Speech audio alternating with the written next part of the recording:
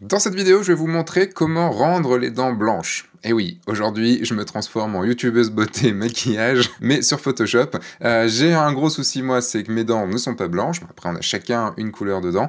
Mais sur Photoshop, on peut gérer tout ça et je vais vous montrer les choses de façon simple et même avec une version un tout petit peu plus complexe qui vous permet d'avoir un résultat encore un petit peu meilleur.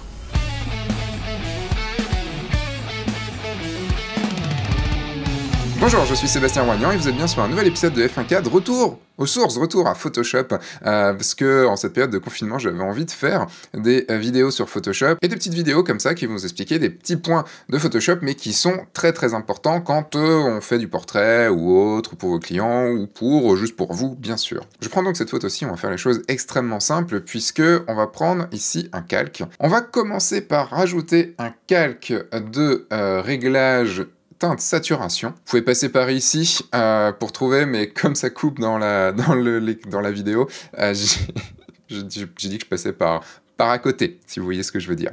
Et maintenant, on va choisir de gérer que le jaune des dents. Et pour ça, vous allez appuyer sur cette petite main ici, qui va nous permettre d'avoir une pipette. Et sur cette pipette, je vais cliquer sur la dent. Et vous voyez qu'on a passé ici en jaune, de global, on est passé en jaune, ce qui va nous permettre de n'agir que sur la gamme jaune de notre photo. Si on voit, par exemple, saturation, vous voyez que ça désature complètement, mais c'est pas ultra beau, surtout que ça prend un petit peu autour et tout, et c'est pas forcément... Ça peut suffire, vous voyez, un petit peu juste de saturation et un petit peu comme ça, et après en faisant un masque de fusion, ça peut suffire, mais on va voir une technique qui est un petit peu meilleure, et qui est pas beaucoup plus difficile. Je vais changer les teintes et mettre saturation à fond, non pas pour rester comme ça, puisque c'est moche quand même, mais juste pour voir où ça agit. Et vous voyez, juste en dessous, c'est quelque chose je crois qu'on en a jamais parlé dans F1.4, c'est cette petite barre en dessous qui permet d'agir que sur une gamme de couleurs spécifiques. Donc vous voyez, ici on a le jaune, en zoomant un petit peu dessus, on voit qu'on a le jaune. On voit ici qu'on a le jaune, et si je bouge,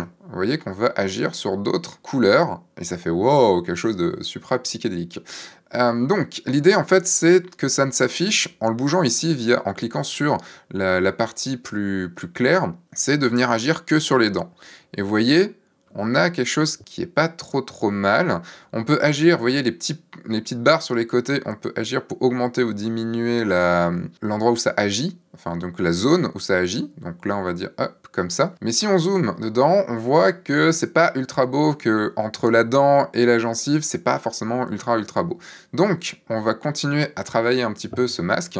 Hop, je reprends ici les jaunes, et on va jouer avec la partie un peu plus grise sur les côtés, ce qui est en fait le flou. On va gérer une zone entre la barre ici, entre les deux barres blanches, la zone un peu plus grise, ça va être une zone de dégradé, entre ça agit et ça agit plus. Donc si j'appuie sur la touche Alt, ça me permet, vous voyez, de changer, et on a quelque chose d'un peu plus dégradé, mais du coup qui agit un petit peu trop fort. Donc là, on va se faire quelque chose d'un peu comme ça. C'est pas grave autour des lèvres, hein, vous inquiétez pas, on gérera ça après. On va voir un petit peu aussi comment ça gère de ce côté-là. Ce côté-là, c'est moins grave, c'est vraiment de l'autre côté.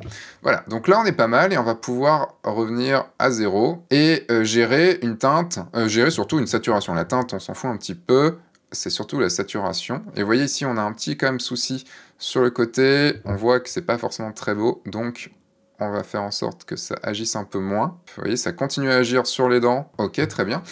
Donc là, je vais désaturer un petit peu et je vais mettre un petit peu plus de luminosité. Voilà. Là, on est pas mal. On peut gérer aussi. Vaut mieux dézoomer dans ces moments-là. Vaut mieux dézoomer pour voir un petit peu ce que ça donne. Et là, vous voyez que ça agit sur tout le visage. Et on va juste utiliser le masque de fusion ici et on va venir faire un CTRL-I pour l'inverser. On inverse les couleurs et on le met tout en noir, ce qui fait qu'il n'agit nulle part.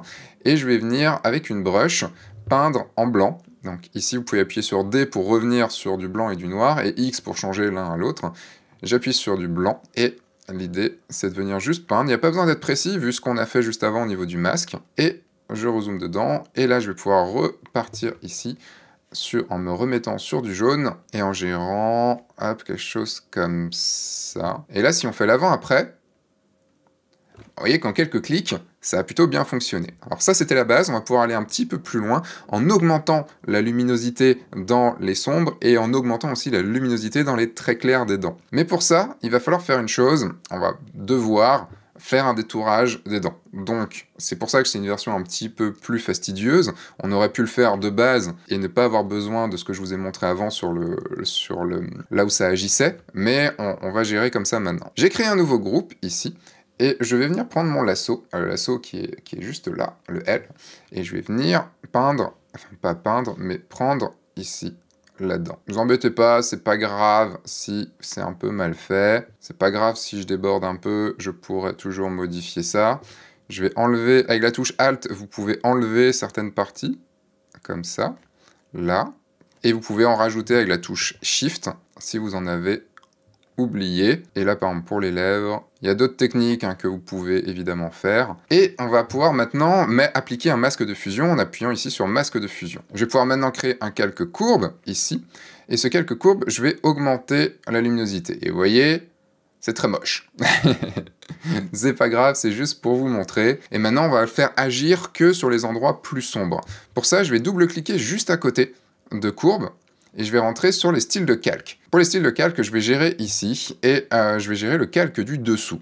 Et vous voyez que si je réduis là, ça agit plus à certains endroits, et on veut que ça agisse que sur les endroits plus sombres. Donc je prends mon blanc et je le baisse pour que ça n'agisse que sur les endroits plus sombres en dessous. Alors, je vais gérer un peu comme ça, et vous voyez que ça reste assez moche, puisqu'il y a un dégradé qui se fait pas. Et c'est pas grave, j'appuie sur la touche Alt, qui sépare les deux petits points là, les deux petites barres, et je vais pouvoir créer un dégradé.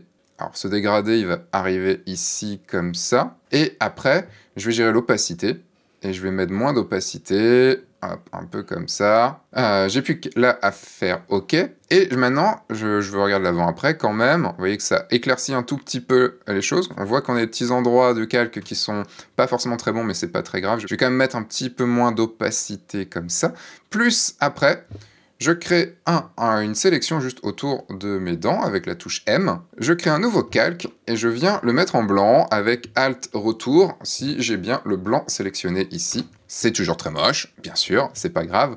On va revenir ici dans les styles de calque. Et dans les styles de calque, on va prendre ici le noir. Et parce qu'on veut faire briller un petit peu plus le blanc, les zones un petit peu blanches, pour donner un peu plus de relief en fait à la dent. Et là, pareil, je vais venir logiquement le mettre comme ça au bout, avec la touche Alt, et vous voyez, on arrive à gérer quelque chose juste de donner un peu plus de relief à la dent. Je vais voir un petit peu l'opacité, on peut le voir l'avant-après, vous voyez, ça donne un peu plus d'éclat aux dents. Et là, si je fais l'avant-après, vous voyez, l'avant-après total, et juste cette partie-là, ça donne un petit peu plus de peps. Et si il y a des petits endroits comme ça qui ont été mal, vous voyez ici, c'est pas très très beau, bah, je vais juste venir sur le masque de fusion ici. Avec la touche Alt et cliquer gauche sur le masque de fusion, on peut revoir ce qui se passe. Et je ne veux pas le voir là maintenant. Je prends une brush, je viens peindre en noir là pour enlever ces petites parties qui sont un peu trop visibles. Je peux prendre une brush peut-être avec une dureté 0% pour que le smooth soit un petit peu plus...